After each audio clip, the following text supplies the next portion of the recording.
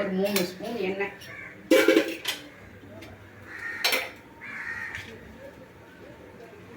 வெங்காயத்தை ஃபஸ்ட்டு வதக்கிக்கணும். தக்காளி போட்டுக்கோங்க. மஞ்சள் தூள் சிறிதளவு, மிளகாய் தூள் சிறிதளவு. இது கொஞ்சம் நேரம் வதங்கட்டும்.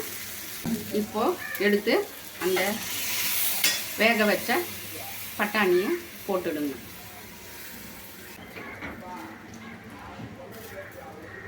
வீட்டுக்கு இல்லாமல் வெறும் மிளகாத்தூள் கொஞ்சம் காரத்துக்கோசரம் ஆட் பண்ணுறேன்.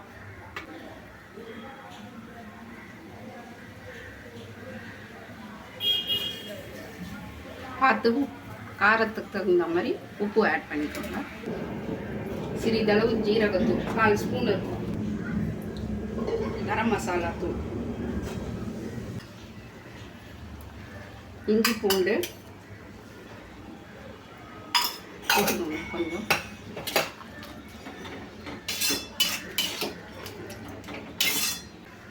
கொதி வரட்டும்.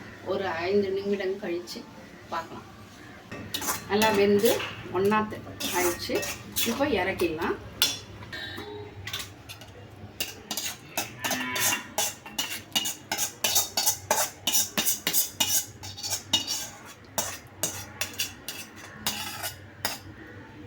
பச்சை மிளகா, வெங்காயம், கொத்தமல்லி எல்லாம் 3த்தையும் ஆட் பண்ணி சர்வ் பண்ண வேண்டியது தான்.